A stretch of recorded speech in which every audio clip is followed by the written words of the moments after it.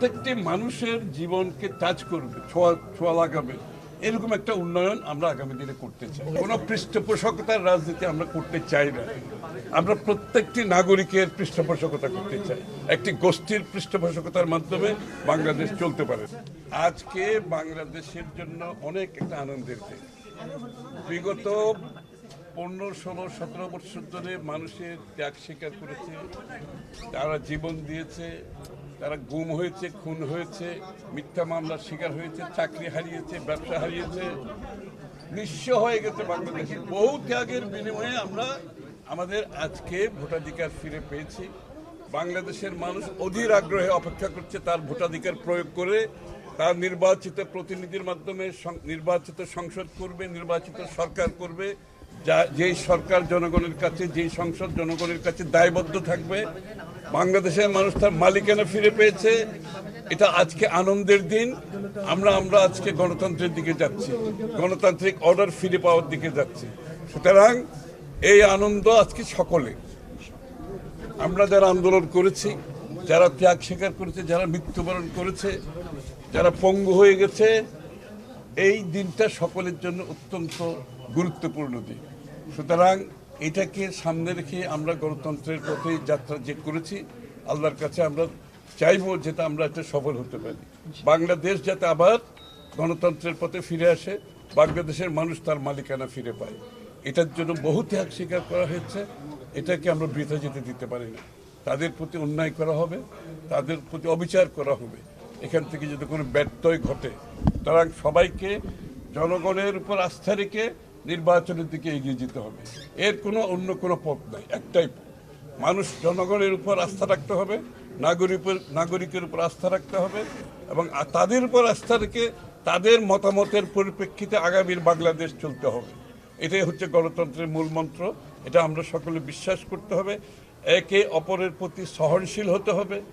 আমাদের রাজনৈতিক সংস্কৃতি বদলিয়ে অপরের সাথে দ্বিমত পোষণ করেও আমরা তার মতের প্রতি শ্রদ্ধা জানাতে হবে, সম্মান জানাতে হবে।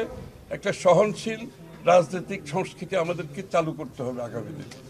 নির্বাচনী পরিবেশ নিয়ে আপনারা নির্বাচনের ব্যাপারে আপনি একটু বলুন। না, জোট তো হতেই পারে, এটা তো সকলের অধিকার। প্রত্যেকটি দলের অধিকার আছে তারা কিভাবে নির্বাচনে যাবে, কৌশল আছে। সুতরাং এটা সকলের অধিকার, এটাকে আমরা স্বাগত জানাই। বাংলাদেশের মানুষ দিনের শেষে সিদ্ধান্ত নেবে কাদের মাধ্যমে এদেশে গণতন্ত্র আগে ফিরে এসেছিল বিগত দিনে একদলীয় শাসনের পরে, এরশাদের সময় এবং বিগত 11-11 পরে দীর্ঘ সময় কাদের মাধ্যমে গণতন্ত্র ফিরে আসছে বাংলাদেশের মানুষের তো অজানা নাই। আজকে বাংলাদেশের মানুষের প্রত্যাশা হচ্ছে গণতন্ত্র ফিরে পাওয়া। কোন দলের মাধ্যমে বারবার গণতন্ত্র ফিরে এসেছে, কারা গণতন্ত্রের টর্চ বেয়ারার, কারা গণতন্ত্রের জন্য সবকিছু বিসর্জন দিতে রাজি আছে, বাংলাদেশের মানুষের তো অজানা নাই। সুতরাং তারা জানে আগামী দিনে কাদের মাধ্যমে বাংলাদেশে আবার গণতন্ত্র ফিরে আসবে। বাংলাদেশে আবার উন্নয়ন বলতে সঠিক উন্নয়ন, ওই বাটপারি চুরির উন্নয়ন না, সঠিক উন্নয়ন যেখানে প্রত্যেকটি মানুষের কাছে উন্নয়নের সুফল পেতে পারে, তারা অংশগ্রহণ করতে পারে। বাংলাদেশের মানুষ জানে, এবং আমি নিশ্চিত আগামী নির্বাচনে তাদের ভোটাধিকার প্রয়োগ করে সেটা তারা আবারও প্রমাণ করবে। বাংলাদেশকে সত্যিকারের একটি স্বাধীন সার্বভৌম, একটি সত্যিকার অর্থে উন্নয়নের মাধ্যমে প্রত্যেকটি নাগরিকের প্রত্যাশা পূরণ হবে। বন্দরের যত উন্নয়ন হয়েছে তো আমাদের সরকারের সময় হয়েছে, এটা আপনার তো সবাই জানা আছে। এনসিটি থেকে শুরু করে বেরিবাদ, এই এলাকায় যত উন্নয়ন হয়েছে তা বিএনপির আমলে হয়েছে, এরপর আর কিছু হয় নাই। তো সুতরাং এই বন্দর আগামী দিনে আরো উন্নততর জায়গায় যাবে। এই এলাকায় স্কুল, কলেজ, শিক্ষা প্রতিষ্ঠান, রাস্তাঘাট, তারপরে এখানে পানির নিষ্কাশনের সমস্যা আছে, এখানে হাসপাতালের সমস্যা আছে। এগুলো সবকিছু আমাদের কর্মকাণ্ডের মধ্যে আছে। আর আমরা তো বলেই দিয়েছি আগামী দিনের বিএনপির স্বাস্থ্যের পরিকল্পনা কি আমরা বলেছি, শিক্ষার পরিকল্পনা কি বলেছি, কর্মসংস্থানের পরিকল্পনা কি আমরা বলেছি, এবং বাংলাদেশের এই আপনার আইন শৃঙ্খলার বিষয়ে আমাদের পরিকল্পনা কি। সুতরাং প্রত্যেকটি মানুষের জীবনকে টাচ করবে, ছোঁয়া লাগাবে, এরকম একটা উন্নয়ন আমরা আগামী দিনে করতে চাই। একটা দাঁড়াও, কোনো পৃষ্ঠপোষকতার রাজনীতি আমরা করতে চাই না।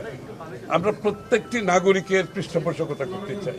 একটি গোষ্ঠীর পৃষ্ঠপোষকতার মাধ্যমে বাংলাদেশ চলতে পারে। এটা দল দিনের শেষে যে সুযোগটা আছে উইথড্র করার সময় আছে, এর মধ্যে দল আবার সিদ্ধান্ত নেবে। এগুলো গণতন্ত্রের প্রক্রিয়ার একটি অংশ।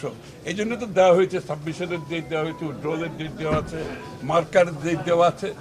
এটা তো আমাদের নির্বাচনী কর্মকাণ্ডের একটি অংশ। প্রচারণার এবং নির্বাচনী কর্মকাণ্ডের মধ্যে এগুলো চলবে, এটা সবসময় হয়ে আসছে। আর প্রতিযোগিতা থাকবে।